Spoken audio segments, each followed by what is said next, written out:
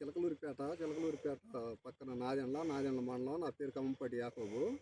ఈ ఏగా తేజ వేసాము. ఏగా తేజ బాగా చెట్టు ఎదుగుదల ఉంది, కాపు చిక్కదనం ఉంది. వచ్చిన పూత వేస్ట్ కాకుండా కాయ బాగా అయింది. అంతకుముందు ఎస్ఎస్ని డబల్ టూలు ఇవన్నీ వేసాం. వాటికంటే కూడా మెరుగ్గా కొత్త విత్తనం తెచ్చాను నేను కారంపూడి నుంచి. బాగా దిగుబడి వచ్చింది. ఒక పూత పోసాను. విత్తనం అయితే నాకు నచ్చింది. ప్రతి ఒక్కరు వేయదగిన విత్తనం ఇది. ఈ ఏగా తేజ కొత్త కొమ్మ వచ్చిందంటే వారం రోజుల్లోనే స్పీడ్గా కాయ అయింది. ఇది కొత్త విత్తనం. ప్రతి ఒక్కటి కొత్త విత్తనం వచ్చినప్పుడు వేసుకోదగిన విత్తనం. ఇది వేయొచ్చు. అంతకుముందు వేసిన విత్తనాల కంటే కూడా ఇది పూత పెన్ను కావటం స్పీడ్గా అవుతుంది. ఈ విత్తనం వేయచ్చు. కొత్త అనేది ఎవరైనా వేసుకోవచ్చు. ఇది ఏగా తేజ మధ్యాహ్నం 2 అయినా కానీ పూలు పూసి బాగా తెల్లగా ఉంటుంది. విత్తనం మధ్యాహ్నం 2 అయినా కానీ మెత్తదనం తగ్గలేదు. బాగా కాయ అవుతుంది. ఇప్పటికి తొలి కోత ఎకరన్నర మీద 10 క్వింటాలు కళ్ళం మీద ఉండి, ఇంకా కాయలు అడుగు భాగమే కోసాం. ఇంకా చాలా 90 పైసల కాయలు ఇంకా చెట్టునే ఉండి.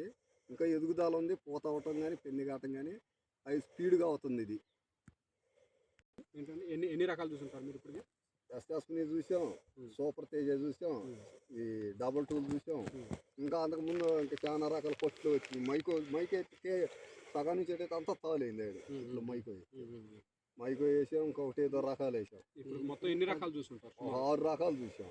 6 రకాల మీద నాకు ఇదే నచ్చింది. ఒకళ్ళతో నాకు ఎందుకు 6 రకాల మీద స్పీడ్ కాతే ఎర్రనల్లి అనేది అందరికి వస్తుంది. అంటే ఎన్ని సంవత్సరాలు 6 రకాలు చూసారు? ఇది చెప్పండి మీరు. ఇవన్నీ చూసాను. వాటికంటే కూడా ఇది మంచి విత్తనము.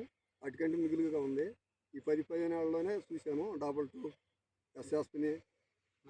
ఈ 15 ఏళ్లలో నేను 6 రకాల మంచి విత్తనాలు చూశాను. ఎస్ఎస్ని కానీ డబల్ టూ కానీ వాటి తర్వాత అన్నిటికంటే ఇదే మంచిది. ఏగానే ఎస్ఎస్ని డబల్ టూ కంటే కూడా మంచిది. వాటి తర్వాత ఇదే మిగులైన విత్తనము. ఇది బాగుంది, వేయచ్చు.